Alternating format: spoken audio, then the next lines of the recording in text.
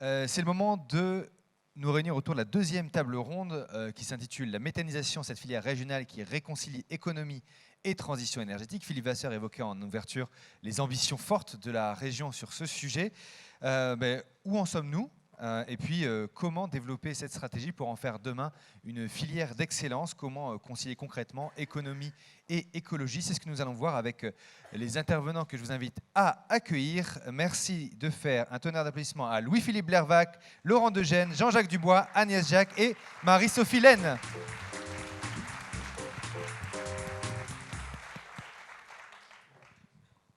Bienvenue à vous, prenez place. Installez-vous, voilà. On va passer un petit moment ensemble pour évoquer ce vaste sujet et que chacun puisse représenter le point de vue de la structure qu'il représente. On va peut-être commencer par reprendre ce que disait Philippe Vasseur en ouverture. Agnès Jacques, et vous donner la parole pour... alors, je n'ai pas donné la fonction, tout le monde a vu, ça va, j'ai besoin de repréciser. Peut-être, Louis-Philippe Blervac, vous présentez la CCI en même temps que la commission REV 3. Merci d'être avec nous. Monsieur Degène, vous êtes là pour la Chambre régionale d'agriculture des Hauts-de-France. Agnès Jacques pour l'ADEME, Marie-Sophie Laine pour le Conseil régional et Jean-Jacques Dubois, vous êtes président de l'Association française du gaz des Hauts-de-France. Merci tous les 5 d'être avec nous aujourd'hui. Je le disais, peut-être qu'on peut repartir avec vous, Agnès Jacques, de l'étude prospective menée par l'ADEME sur la transition énergétique et l'emploi. Est-ce que, alors cette étude est assez dense, est-ce que vous pouvez nous la résumer, nous la synthétiser, notamment sur le volet méthanisation ? Oui, pas de souci. Pour en dire quelques mots, vous dire également que c'est une synthèse qui est disponible et accessible sur le site internet de l'ADEME. Je vous montre juste à quoi ressemble la première page. J'en ai qu'un exemplaire avec moi, mais elle est téléchargeable dans sa version synthétique, donc qui se lit facilement, et dans une version beaucoup plus longue, plus détaillée, plus chiffrée pour ceux qui ont envie d'entrer vraiment dans le cœur de cette étude prospective.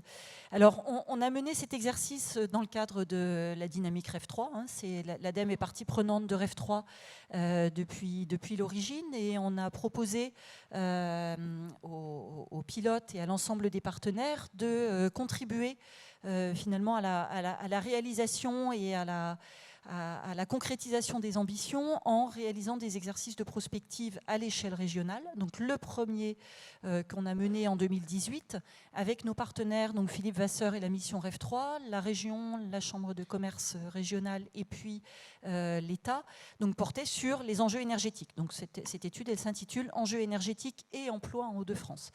Alors tout d'abord les enjeux énergétiques, donc on s'est calé sur les ambitions du master plan REV 3, cette fois-ci à l'échelle de la région Hauts-de-France, et on montre par ces visions prospectives qui sont des visions issues d'un travail partagé, collectif. Ce n'est pas l'exercice de scénario de l'ADEME, c'est l'ADEME et les partenaires en Hauts-de-France, avec l'équipe de pilotage, avec toutes les parties prenantes professionnelles, publiques, privées, et aussi le monde associatif, avec lesquels on a discuté, on a débattu des hypothèses. Donc on a construit ces scénarios qui nous montrent qu'en 2050, donc ce chemin, cette vision collective est atteignable à la fois en réduisant notre dépendance aux approvisionnements énergétiques, en faisant des efforts d'efficacité et de sobriété, et en utilisant au mieux nos potentiels énergétiques locaux.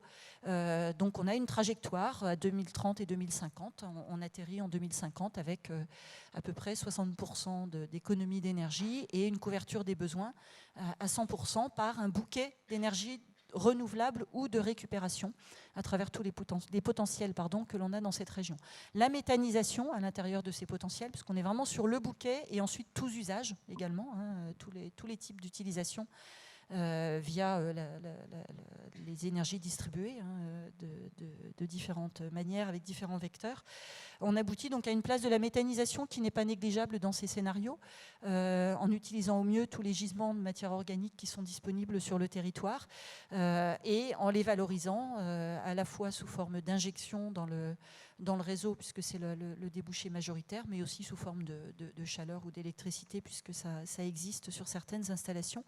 Donc une méthanisation qui contribue à hauteur de 15% dans un des scénarios, qui est le scénario dit optimisé, c'est un peu technique, c'est explicité dans le document, 15% de l'ensemble des ENR.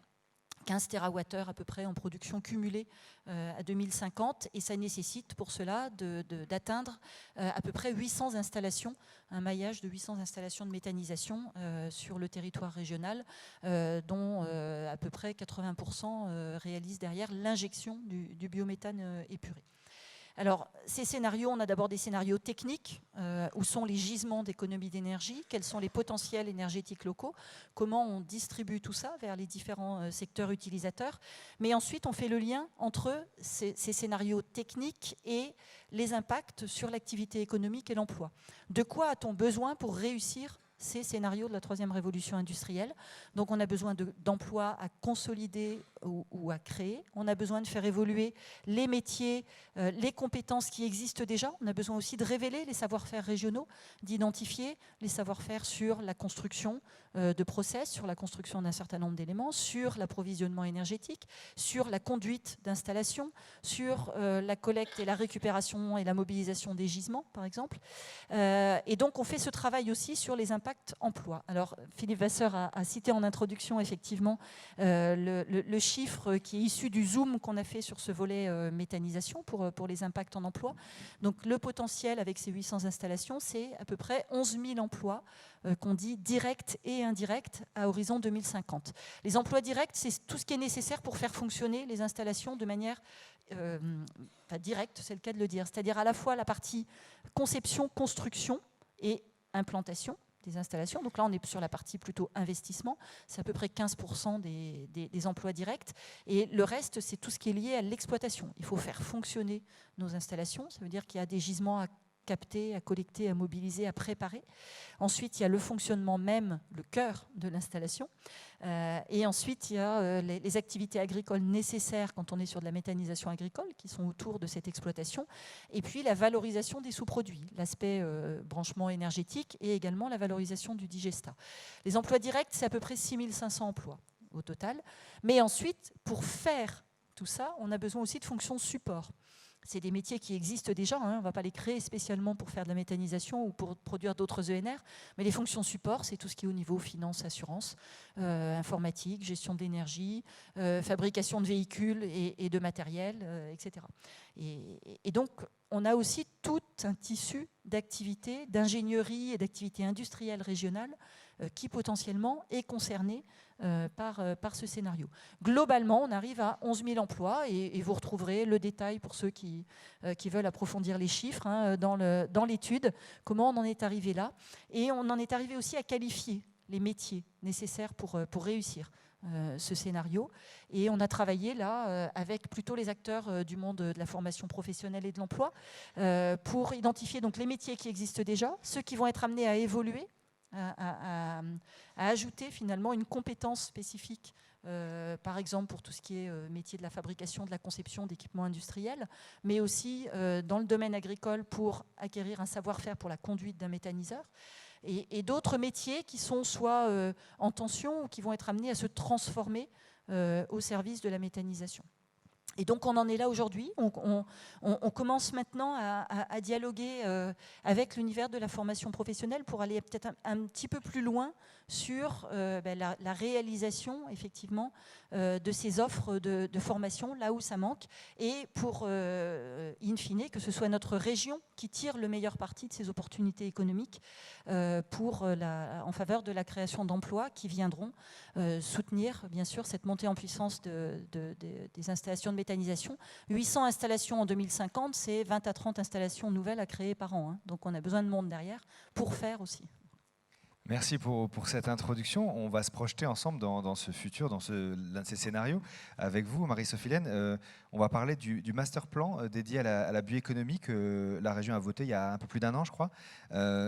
40 actions en tout, avec l'ambition de faire de la région le leader européen de la bioéconomie. Est-ce que vous pouvez nous dire un mot de ce plan et quelle place occupe la méthanisation au sein de cette stratégie ? Bien sûr. Alors ce plan, il fixe une ambition qui peut paraître démesurée, mais qui est en fait tout à fait raisonnable, puisque notre région Hauts-de-France est déjà reconnue pour son potentiel et son gisement en bioéconomie, voilà, puisque nous avons plus de 2 millions d'hectares de terres arables et cultivées et qui représentent une quarantaine de productions, dont la betterave, bien sûr, dont beaucoup de productions végétales. Et nous sommes spontanément, grâce à ce gisement, à ce potentiel et aussi à notre climat, la région, j'allais dire, la région naturelle de la bioéconomie en Europe. Alors il y a la région Grand Est qui nous dispute un petit peu ce titre, mais on commence à travailler ensemble, puisque le président de région, Xavier Bertrand, a fait précisément de la bioéconomie le sujet phare du travail en commun entre la région Grand Est, la région Île-de-France et la région Hauts-de-France. Donc ça recouvre essentiellement 4 champs, pour faire simple.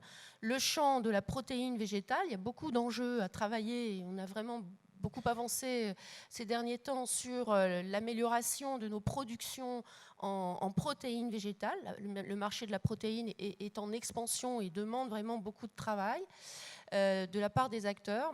La bioéconomie, c'est aussi tout ce qui est matériaux biosourcés, donc à partir de paille, à partir de lin, tous les matériaux qui peuvent entrer dans la construction, bien sûr, de l'habitat.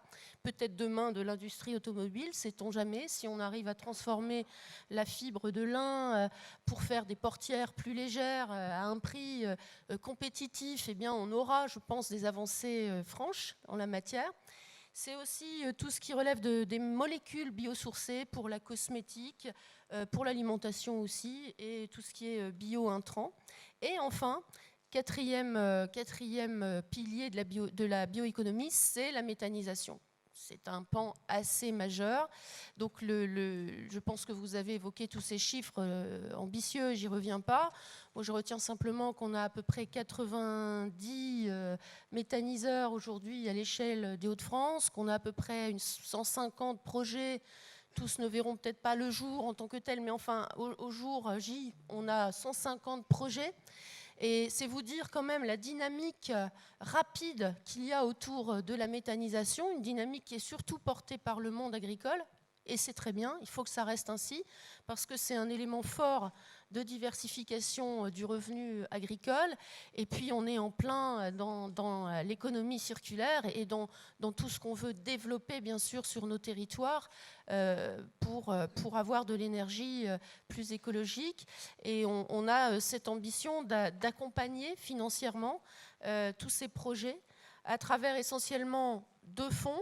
Mais il s'agit surtout du FEDER quand il s'agit de gros projets. On parle des projets à plusieurs millions d'euros, quand plusieurs agriculteurs se regroupent pour avoir un projet plus solide et d'envergure. Et ce sont des projets qui plaisent aux banques aussi, parce qu'ils mutualisent le risque. Et puis on finance des méthaniseurs, des micro-méthaniseurs, dont j'ai vu aussi sur le terrain la grande pertinence en termes d'énergie, mais aussi en termes de rentabilité pour l'exploitant. Et donc ça démontre à chaque fois que la méthanisation, en tout cas à ce jour, est une réponse à beaucoup de niveaux, et aussi pour le revenu de l'agriculteur qui en a bien besoin. Merci beaucoup. Louis-Philippe Vervac, vous êtes président de la CCI Grand Lille. Quel regard portez-vous sur cette filière méthanisation aujourd'hui et demain ? Merci. Oui, tout d'abord, je voudrais dire que je suis vraiment très heureux d'être avec vous. Je représente aujourd'hui Philippe Bourdin, président de la CCI de région, qui a vraiment mis un accent fort sur RF3 au niveau du programme du réseau consulaire régional. Heureux d'être avec vous, cette diversité d'acteurs, entouré des membres du collectif que nous avons créé au niveau régional pour le biogaz injecté. Et heureux aussi de la présence des lycéens et des étudiants qui ont apporté beaucoup de fraîcheur tout à l'heure. Bon, voilà, vraiment, je pense que c'est vraiment une dynamique très positive. Alors vous savez, à la CCI, on est convaincu que le biogaz, c'est d'abord une contribution très importante au mix énergétique que l'on veut voir se développer en région Hauts-de-France. C'est aussi, et ça a été très bien expliqué, un levier très important de création de valeur ajoutée et d'emploi. Et puis c'est aussi une solution de développement économique ancrée sur les territoires avec l'ensemble des acteurs que vous venez de citer. Alors, où en sommes-nous, hein? Je pense que les grands chiffres ont été déjà donnés dans la journée aujourd'hui, hein, quant à cette contribution au mixte. Vous savez, c'est très important de maximiser vraiment la valorisation de toutes nos ressources, que ce soit le vent, que ce soit l'énergie hydraulique, l'énergie des mers, la géothermie, le solaire, et dans l'hydrogène aussi. Et dans ce cadre-là, les bioressources sont tout à fait importants. Pour nous, c'est vraiment une source essentielle. On a vu toute la synergie qu'il y a avec la valorisation de ces sous-produits, notamment agricoles, des industries agroalimentaires, des collectivités, pour en faire une richesse au niveau local. Alors, Agnès nous le disait tout à l'heure, hein, le cap est fixé à 2050 à 800 installations. On devrait être à fin 2020 à 40 installations. On en a un peu plus de 220. J'ai vu les chiffres de GRDF, hein, qui sont en projet, qui sont à l'étude en région en plus de ça. Donc voilà, la trajectoire petit à petit est en train de prendre le rythme de croisière qu'il faudra pour atteindre la trentaine d'installations. Je crois, tu disais tout à l'heure, Agnès, à installer tous les ans. Et ça, tu faisais le lien, Agnès, avec les emplois directs et indirects, hein, plus de 10 000, environ donc 11 000 à cet horizon 2050, si on va vraiment jusqu'au bout. Alors ça fait le lien avec le deuxième axe, le développement économique. À la Chambre de commerce et industrie, on a deux actions majeures. Une action d'accompagnement du développement des entreprises, de la création dans toutes les phases de développement, et une action d'appui au territoire. Et avec ce sujet du biogaz, on est vraiment à l'interface, en synergie entre ces deux dynamiques. En matière de REF 3, on intervient beaucoup sur tout ce qui est écoproduction, nouveaux modèles économiques et entreprise solutions REF 3. Et là-dessus, on a un travail particulier sur les filières et notamment les filières de la biométhanisation. Je souhaite aussi signaler à cet égard que nous avons dans nos outils le déploiement à l'échelle régionale d'un réseau d'accélérateurs REF 3 qui sont des entreprises qui apportent des solutions qui intègrent REF 3. Et de plus en plus, on a des entreprises qui participent à cette filière de la méthanisation qui viennent être créées en suivant ce parcours accélérateur REF 3. Et j'en profite pour saluer les grands partenaires de ce réseau. Et justement, dans ces grands partenaires, il y a Groupama, il y a GRT Gas, il y a ENGIE qui sont présents dans la salle et également Enedis. Donc on voit la part importante que revêt ce sujet-là pour nous. Et enfin, les filières. On a choisi de travailler avec nos collègues avec les acteurs de la région sur plusieurs filières, notamment le biogaz, mais également le solaire avec le Coresol, l'hydrogène, également les réseaux électriques intelligents. Et sur ce biogaz, ce qu'on s'est dit, c'est ce que vous disiez tout à l'heure, hein, développer des unités de méthanisation en région, c'est bien. Le faire avec des entreprises de la région, c'est mieux. Donc comment est-ce qu'on accompagne un cluster d'entreprises que nous avons baptisé Méthania pour faire en sorte qu'on valorise aussi les compétences techniques, les compétences humaines pour installer des unités de méthanisation en région. Alors ce cluster existe et d'ailleurs j'ai eu la bonne surprise de voir que les gens ont bien fait leur travail. Alors je ne sais pas si on est à deux à piloter le Méthania. On a nos amis du pôle énergie et je salue son directeur Jean Gravelier qui est là, hein, du pôle énergie. Et puis la CCI, on est à deux à piloter ce cluster. Et donc il y a ça. Donc vous pouvez aller demander l'annuaire de ces acteurs qui vous proposent une solution globale parce qu'ils se mettent tous ensemble pour offrir une solution globale d'installation de méthanisation et d'exploitation de méthanisation chez nous en Hauts-de-France. Alors ce sont des sociétés d'ingénierie, ce sont des entreprises également, des constructeurs d'équipements, de BTP, etc. qui se sont mis ensemble pour cela. Et donc une quinzaine d'entreprises aujourd'hui. Et donc les objectifs de notre action à travers ce cluster Méthania avec notre partenaire du pôle énergie, c'est de faciliter l'accès aux entreprises Hauts-de-France au marché du biométhane en région, mais également au niveau national. On les accompagne sur des salons au niveau national et international.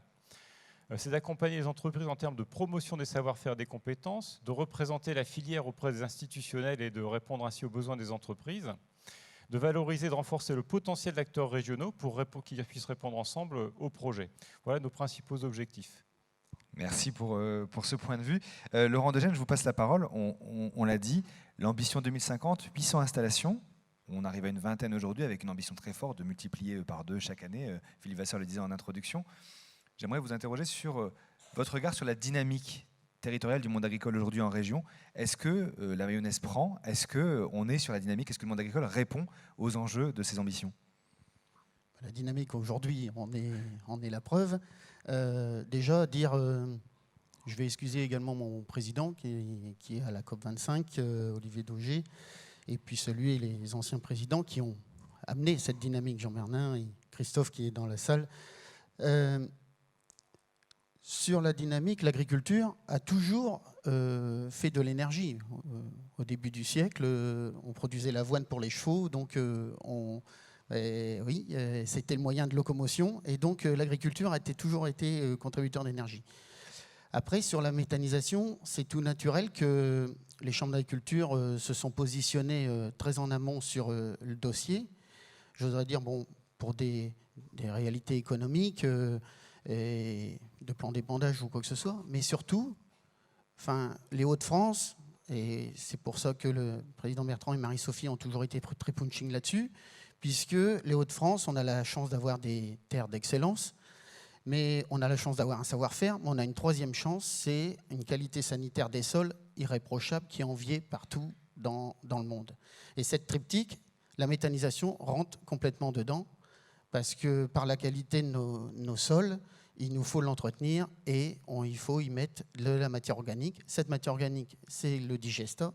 Et ce digesta, si on veut le contrôler, le meilleur moyen, c'est de savoir ce qui se met à l'entrée dans le méthaniseur. Et c'est pour ça qu'on a voulu, au niveau de la Chambre d'agriculture, être toujours très en amont, essayer de porter au maximum les porteurs de projets, pour pas que la matière entrante, les déchets ou les coproduits aillent de l'autre côté de la frontière, c'est-à-dire en Belgique, et puis que derrière, on reprenne les digestats pour répandre sur nos sols. On pense que justement, c'est créateur d'emplois, comme vous l'avez dit, les chiffres, et qu'il faut arriver à trouver un cercle vertueux. Et donc, tout naturellement, avec la région, par les chiffres que vous venez de présenter, monsieur, c'est que cette dynamique qu'on a essayé d'installer. Alors cette dynamique, elle prend, puisque là, il y a quand même 150 projets qui ont leur autorisation d'injection, donc ça veut dire que c'est quand même des projets très avancés, même s'il y en a 250 en herbe. Et puis, alors par contre, c'est pour produire de l'énergie, il faut une grosse dose d'énergie quand on veut porter un projet de méthanisation, ça c'est certain. Parce que, bon, pour en porter un depuis une dizaine d'années, c'est pas facile à sortir. Après, on s'y prend peut-être pas bien. C'est aussi un nouveau métier. Alors, si on peut donner un signal, puisque je pense qu'il y a quand même des gens dans la salle qui ont des responsabilités nationales, par exemple la PPE, ça met tout de suite un coup de trouble dans la discussion. Et pour les porteurs de projets qui doivent investir beaucoup d'argent, l'assureur mais aussi le financeur, ça met tout de suite un peu de suspicion. Est-ce qu'il faut vraiment aller au bout?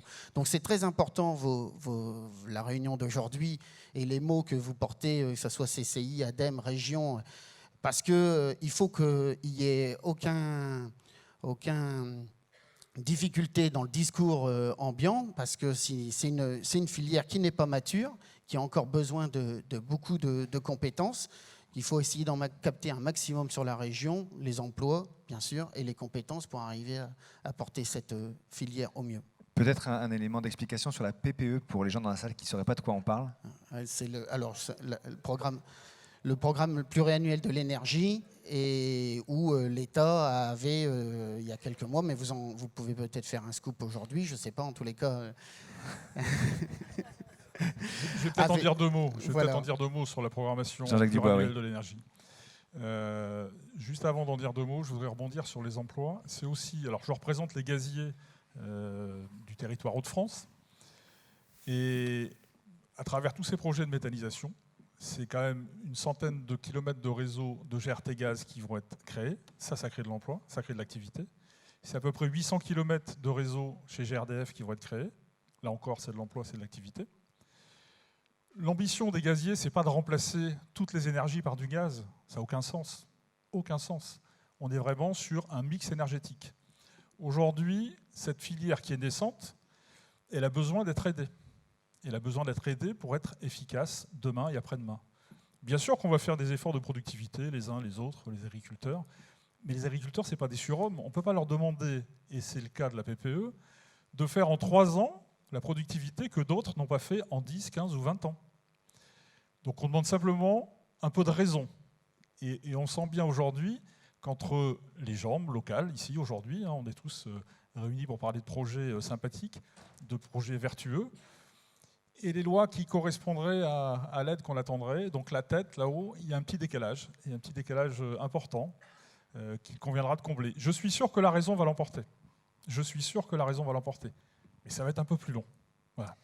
On parle de décalage, donc je rebondis sur le sujet. Je peux peut-être vous demander comment l'Association française du gaz se positionne sur les tarifs justement du gaz, votre regard là-dessus?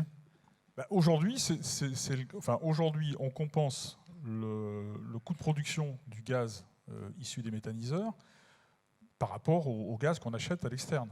Donc on va le compenser. On va le compenser pendant une certaine période. Puis on va réduire la compensation. Au même moment, on va augmenter notre productivité. Dans le même temps, le prix du gaz va forcément un peu monter, comme le prix des autres énergies. Et ça a été dit dans la table ronde d'avant, on va travailler, et on travaille déjà depuis des années, notamment dans les équipes de GRDF et de GRT, pour des clients plus importants, sur la maîtrise de la demande d'énergie. Aujourd'hui, une installation gaz neuve, elle consomme 30, 40, parfois 50% de moins que ce que consommait son ancêtre. Bon, on travaille là-dessus. On travaille sur une réduction. On travaille sur une diversification des usages, avec le GNV, par exemple, pour faire en sorte que, finalement, le gaz qui est produit, il soit consommé toute l'année, et pas simplement une partie de l'année, pour en réduire les coûts. On a parlé tout à l'heure de 15 TWh qu'on pourrait produire chez nous. Un mégawattheure, alors je vous laisserai faire le calcul après, il est compliqué. Un mégawattheure sur le marché de l'énergie de gaz, c'est environ 15 à 20 euros le mégawattheure. Vous imaginez toute cette richesse qu'on est en train d'exporter, enfin qu'on est en train d'acheter, qu'on va réinternaliser. On va transformer des dépenses en recettes. C'est quand même dommage de s'en priver, franchement. Il nous faut juste un petit peu de temps pour qu'on soit complètement efficace. Alors, c'est vertueux pour ce territoire, aucun doute. Je pose la question naïvement, hein. Je suis aussi là pour poser des questions qui grattent un peu, mais est-ce que c'est profitable pour l'agriculteur qui s'engage dans ce projet? Vous l'avez dit, c'est long, c'est pas toujours simple, les tarifs sont pas toujours ceux qu'on espérait, mais pour autant, il y a une dynamique, il y a une ambition très forte, il y a un mouvement qui est en marche.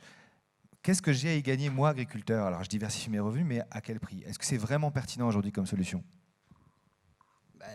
C'est pertinent, puisqu'on l'a vu tout à l'heure, déjà, c'est un trait d'union dans son territoire, être acteur dans son territoire, et c'est vraiment la filière emblématique du trait d'union entre l'écologie, l'économie et le territoire. Je veux dire, j'en connais pas de plus vertueuse que celle-là. Et l'agriculteur, c'est de la décomposition de matières végétales ou animales. C'est forcément, comme je l'ai dit, il est au centre du processus. Ensuite, pour le digestat, sur son sol, c'est lui le meilleur garant du phénomène. Donc je disais, il y a une dizaine d'années à nos préfets qu'on voulait essayer de titiller assez fort. On n'a pas envie d'être la fosse septique de la Belgique. On veut pas prendre seulement les digestats et que la valeur ajoutée aille se faire ailleurs. Pour, en plus, l'intérêt de contrôler ce qu'on sort de nos sols et ce qu'on met dans nos sols. En réalité, c'est l'élevage du 21e siècle qu'on en a un peu perdu dans les terres des Hauts-de-France où on peut avoir une compétitivité supplémentaire. J'oserais dire tout à l'heure, peut-être pour justifier que la Chambre d'agriculture le consulaire soit très pushing sur la méthanisation, c'est aussi qu'en général, les coproduits qui sont méthanisables vont également à l'alimentation animale. Et pour nous, il n'est pas question, et je pense que c'est également dans la tête de tous les responsables, de faire naître une filière pour en dégrader une autre. Cette filière de méthanisation doit, au contraire, comme l'a dit la vice-présidente, doit renforcer les éleveurs, doit renforcer l'élevage dans les Hauts-de-France, doit retrouver un cercle vertueux.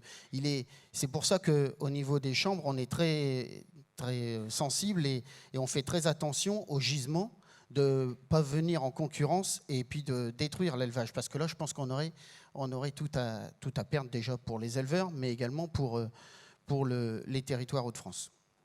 Merci. Alors, faire de cette filière une filière d'excellence, vous l'avez dit en introduction, mesdames, ça passe par maîtriser les savoirs durablement, les générer aussi.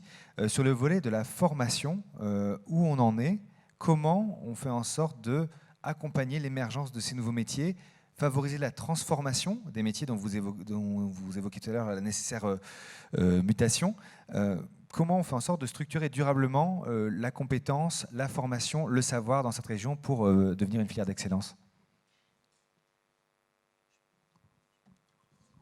Alors, oui, je pense que Madame Laine va développer peut-être ce beau projet qu'on porte en région et qui est unique en France, qui est le Technocentre, qui va quand même être un peu le creuset de cette ambition aussi d'accompagner le développement de la filière par le soutien aux nouveaux métiers, aux nouvelles compétences. Je pense que ça illustre aussi la capacité qu'on a en région à réussir collectivement sur des projets d'envergure tels que celui sur la filière méthanisation. Et ça illustre aussi notre capacité d'innovation permanente, finalement. Parce que là, on va avoir vraiment un objet qui permettra de répondre à un certain nombre d'enjeux, qu'ils soient techniques, qu'ils soient sans doute économiques aussi, et qu'ils soient au niveau des compétences à acquérir, à conserver et à mettre à disposition au cœur de la filière de la méthanisation. Je voulais juste, moi, ajouter un élément, peut-être avant de vous donner la parole sur cette ambition. C'est ce que vient, rebondir sur les propos de Monsieur Degène autour de l'approche territoriale, qui finalement est une logique de boucle locale, à la fois appliquée à l'énergie et à la matière. Vous avez très bien décrit les enjeux de cette économie plus circulaire et de ce besoin finalement à la fois d'identifier, d'utiliser au mieux nos ressources, d'éviter qu'elles ne partent pour fixer la valeur et pour donner de la valeur ajoutée à nos ressources qui sont sur le territoire, et tout ça dans un objectif de qualité. L'économie circulaire, c'est aussi un rapprochement des acteurs, c'est aussi davantage de confiance et de travail sur la qualité des produits que l'on récupère et que l'on transforme pour redonner finalement de la matière à nos sols ou à la consommation quand on parle d'autres types de matériaux. Et ce qui se construit en Hauts-de-France sur la filière méthanisation, je pense que c'est vraiment de nature à nous apporter un maximum en tout cas de garanties sur les enjeux énergétiques et sur les enjeux matière. Là, en l'occurrence, il s'agit de la matière organique. Et puis, dernière chose aussi que vous avez soulignée qui est extrêmement importante, c'est complémentarité et pas concurrence dans nos filières, parce que ça, je pense que c'est un souci permanent que l'on a, nous les acteurs autour de la table, et c'est important aussi que cette prise de conscience, elle soit là au cœur des territoires. On a des ressources qui sont parfois insoupçonnées ou mal identifiées, il s'agit de les utiliser au mieux, de les mobiliser au mieux par des partenariats locaux qui seront différents d'un territoire à l'autre, parce que les profils de territoire ne sont pas les mêmes, mais en tout cas qui nous éviteront de perdre de la ressource, effectivement, et de voir revenir des produits à plus forte valeur ajoutée. Mais on a la même problématique sur un certain nombre de matières premières solides, les matériaux à recycler, les matières premières de récupération. On est aussi engagé, là, dans le cadre de REF3, sur quelques chantiers, sur des filières stratégiques, parce qu'on a tout pour réussir en Hauts-de-France, la mobilisation de matières, la transformation et ensuite la mise sur le marché pour réduire les dépendances extérieures et pour créer cette valeur au cœur de notre territoire régional. Excusez-moi pour cette petite digression, mais je pense que c'est extrêmement intéressant aussi, et aussi en écho à la table ronde, à la première table ronde sur l'appropriation locale des projets. Je pense que c'est des éléments importants qui facilitent l'appropriation et l'implication des acteurs, de bien prendre conscience qu'on a cette ressource et cette richesse sur nos territoires et qui finalement nécessite qu'on les connaisse mieux et qu'on puisse réduire aussi nos dépendances extérieures. Merci beaucoup. Marie-Sophie Laine ? Oui, sur l'aspect formation, effectivement, puisque la région participe avec l'État à l'élaboration de la carte de la formation initiale. Donc, naturellement, il faut qu'on ouvre des formations pour répondre à ces nouveaux besoins. D'ores et déjà, il y a plusieurs formations supérieures qui ont des modules liés à la méthanisation, des IUT de chimie, des licences professionnelles, des masters environnement ou chimie, enfin des diplômes d'ingénieurs, chimistes, etc. Il y a quand même d'ores et déjà des savoirs et des connaissances qui sont transmis. Mais on peut dire quand même globalement qu'il y a un manque de formation, puisqu'on a besoin d'exploitants de la méthanisation. Ça a été très bien dit tout à l'heure, c'est un nouveau métier et c'est pas facile pour un agriculteur de se convertir en méthanisateur. Je pense qu'on va pouvoir utiliser le mot d'un nouveau métier. Et donc, il faut qu'on y travaille. Je pense que le chantier est globalement devant nous. Alors, la région est également responsable de son plan régional de formation professionnelle, la formation continue. Et c'est vrai que le technocentre que vous évoquiez, donc je rappelle que c'est un projet unique, qui est porté par tous les partenaires, qui est fait suite à un appel à candidature que la région a formulé. Et à l'époque, bien sûr, c'était Philippe Rapneau qui portait cette initiative. C'est à Arras qu'il verra le jour. Normalement, on fait tout pour qu'il voit le jour mi-2021. Projet quand même de 17 millions d'euros, c'est vous dire l'ambition.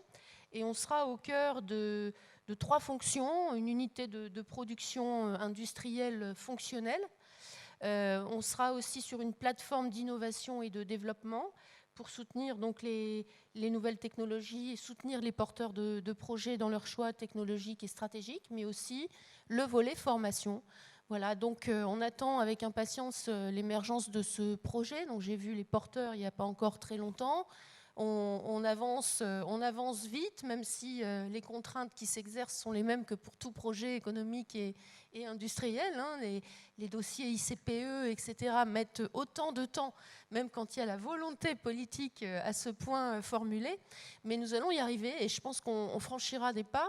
D'ailleurs, la région Grand Est est très intéressée par ce technocentre et on aura sans doute des partenariats sur la formation avec les régions voisines pour utiliser à plein ce bel outil. Très bien, merci. Ça serait une belle vitrine pour ce territoire et c'est peut-être chez nous maintenant que la Corée du Sud viendra s'inspirer des pratiques exemplaires. Vous souhaitiez réagir, M. Bervac, sur les propos tenus par nos intervenantes ? Oui, alors sur la digression, et pour revenir au sujet de l'ancrage territorial, vous savez que la CCI Grand Lille est gestionnaire des ports de Lille. Et sur nos équipements portuaires, sur certaines plateformes, on a des industries agroalimentaires importantes. Et on se pose là aussi la question de l'installation d'unités de méthanisation, d'autant plus que certes, le biogaz peut être injecté, mais il peut aussi alimenter des installations de recharge de véhicules en gaz naturel véhicule. Et ça a du sens parce qu'il y a certes donc les petites utilitaires, mais il y a aussi les flottes de poids lourds qui se développent. Il y a aussi peut-être des trains qui arriveront et des bateaux qui arriveront au gaz. Donc je pense qu'il faut aussi avoir cette vision-là. C'est une piste importante de développement pour la voie du biogaz en région. Et si on se projette un petit peu plus, il y a cette grande infrastructure qui va voir le jour, qui va traverser notre territoire, qui est le canal Seine-Nord-Europe. Alors là aussi, il faut garder la valeur ajoutée sur place. Donc on espère qu'il y aura des plateformes et que sur cette plateforme, on n'aura pas que du transit, mais peut-être de la transformation, et notamment de la transformation et de la valorisation de nos produits agricoles. Et auquel cas, on aura des sous-produits, et donc un gisement supplémentaire qui pourra être valorisé grâce au biogaz, et faire le lien aussi avec les véhicules qui seront en interaction multimodale avec ces plateformes. Donc là, il y a peut-être un sujet intéressant pour les 10 ans à venir. Jean-Luc Dubois ? Alors je confirme, effectivement, d'abord on fait avec le biogaz tout ce qu'on fait avec du gaz naturel. Tous les usages qu'on peut rencontrer dans l'industrie et dans le tertiaire, on connaît tous le chauffage évidemment, mais il y a beaucoup d'usages qui sont méconnus de la salle et c'est tout à fait normal. J'en citerai un pour voir la haute technologie. Vous savez qu'on utilise de temps en temps, vous avez quelques banderoles de temps en temps qui circulent à l'occasion de manifestations sympathiques, pas forcément des manifestations comme on pourra en voir dans les jours qui viennent, des manifestations sportives ou des choses comme ça. On appelle ça du non tissé. Et le non tissé, on utilise des rampes de gaz naturel qui chauffent pour en effacer la colle. Donc c'est des utilisations très pointues. On l'utilise également dans le textile. Alors on n'a plus beaucoup de textile en France, mais il y en a encore un peu. Et ça revient. Et on utilise le gaz naturel à des fins de process. On utilise le gaz naturel pour faire du radiant dans l'industrie. Donc il y a un tas d'usages du gaz naturel qui ne sont pas connus du grand public, et c'est normal, mais qui sont d'ores et déjà utilisables et qui vont pouvoir utiliser le biogaz. Et je rejoins ce qui était dit sur la mobilité. La mobilité, aujourd'hui, on s'est quand même globalement concentré sur le véhicule utilitaire qui utilise le GNV pour faire 3, 4, 500 km par jour. On a assez peu développé, parce que les constructeurs aujourd'hui ne suivent pas forcément au niveau national, le véhicule particulier. Par contre, on commence à travailler sur les véhicules plus lourds. Les bus, j'en parle même pas. La métropole de Lille a l'ensemble de ces bus qui fonctionnent depuis des années maintenant. On commence à faire Dans d'autres régions, parce qu'on est aussi jalousé, Philippe Vasseur disait tout à l'heure, on veut être les premiers, etc. Attention Philippe, il y a du monde derrière maintenant. Il y a l'Est qui frappe à la porte, il y a l'Ouest, il va falloir qu'on se bouge. Mais on va le faire et on va tenir la promesse. On va tenir la promesse. On va se bouger plus vite encore et plus fort. D'ailleurs, c'est l'objectif. Et donc, on est enfin effectivement en train de travailler sur la mobilité des trains, ça a été cité. On a quelques projets aussi sur la mobilité des voies navigables.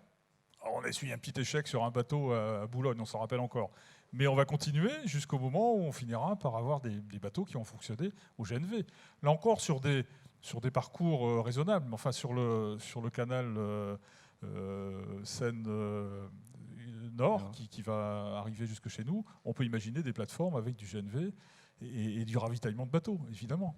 Donc ça veut dire que la recherche est permanente et les débouchés à venir sont potentiellement infinis. Absolument. Donc il y a encore plein de choses à inventer. Tout ce qu'on peut faire avec du gaz naturel, on peut le faire avec du biogaz. Et demain, l'objectif, et la différence entre les deux, c'est qu'il y en a un qui est carboné, l'autre pas.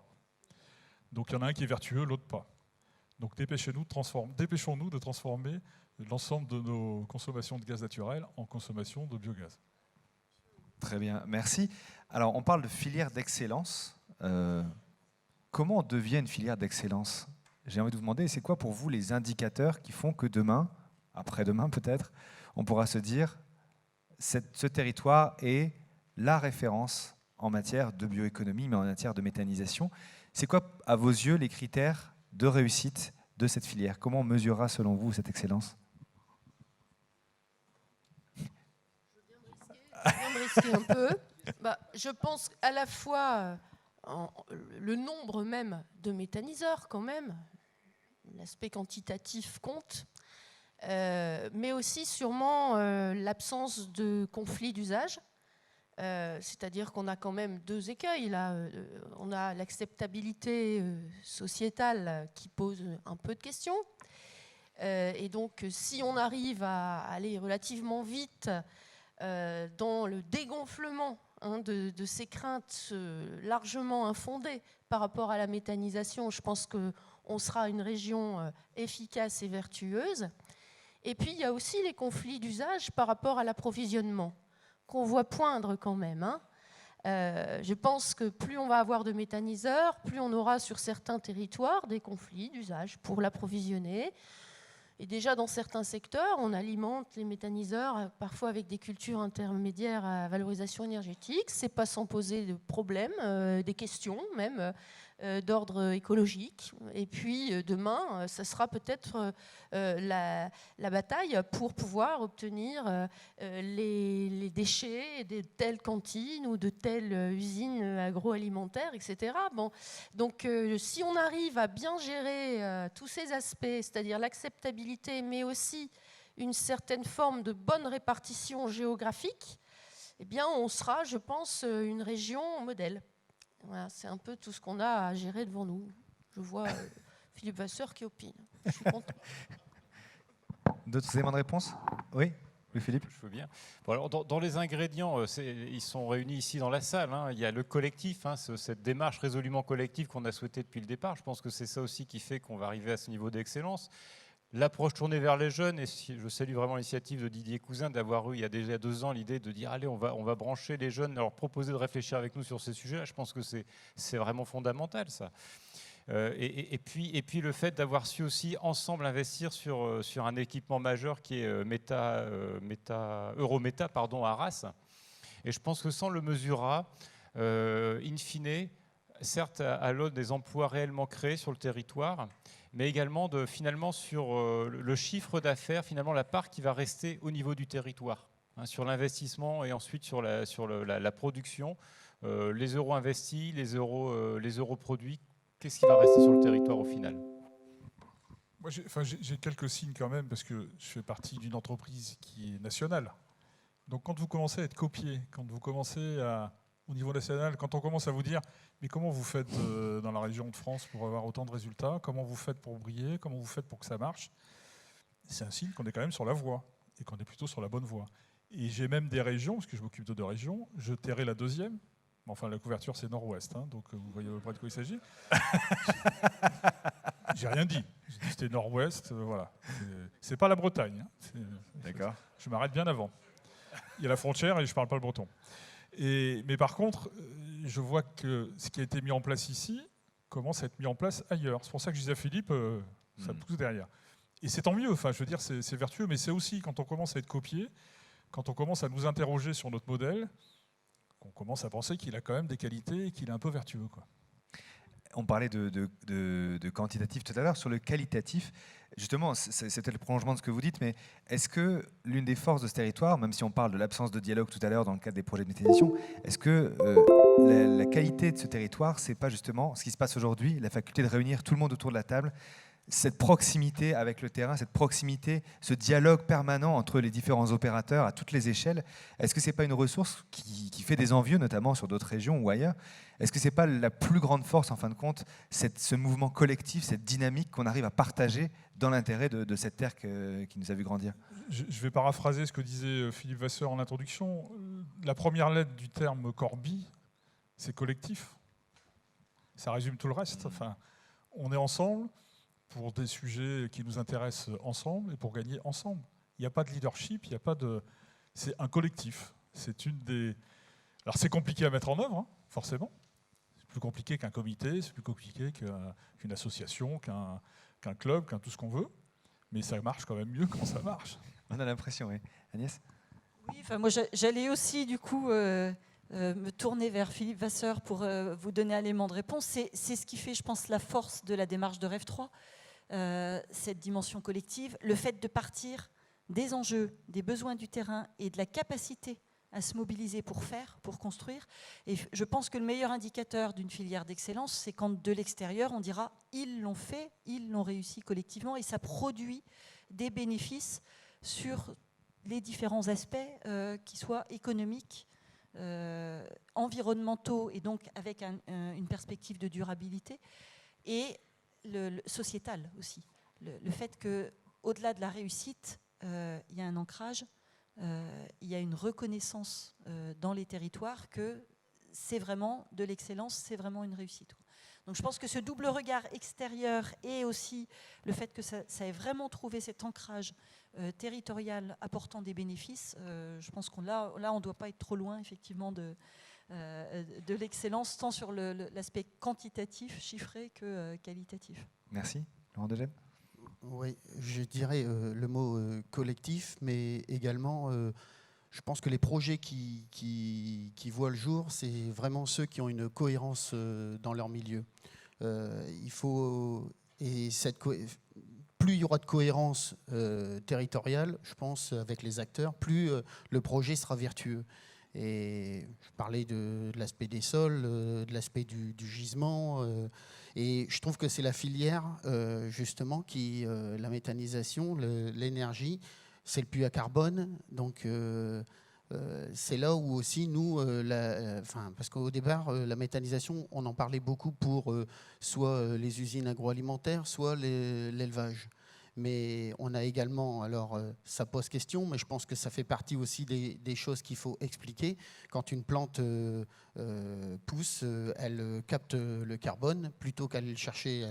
Ce qui a été fait en plusieurs millions d'années, on le fait. Et donc ça coûte de l'argent parce qu'il faut le transformer en quelques mois. Mais c'est ce piège à carbone qui se fait. Après, c'est comme tout, pour qu'il y ait de la cohérence, il faut qu'il y ait de l'équilibre. Et de l'équilibre, je l'ai dit, entre les filières, entre les acteurs, entre les territoires. Et pour moi, le maître mot, c'est la cohérence du projet. Très bien. J'ai envie de poser une dernière question. C'est un petit jeu, on va voir. Je vous laisse terminer la phrase, comme vous le souhaitez. On imagine qu'on est en 2025, donc on se projette 5 ans en avant, 5 grosses années, et vous vous dites... Les Hauts-de-France, filière d'excellence de la méthanisation, on est sur le bon chemin parce que... Point de suspension, et c'est vous qui finissez la phrase. Alors je commence égoïstement, moi pour la filière, c'est 5 TWh de produits, de biométhane produits et injectés dans le réseau. Très bien, ça c'est votre indicateur. Merci Jean-Jacques. Louis-Philippe? On est Oui, sur la bonne voie parce que les projets que nous avons découverts, portés par les étudiants, les lycéens et les étudiants ont vu le jour et sont réalisés.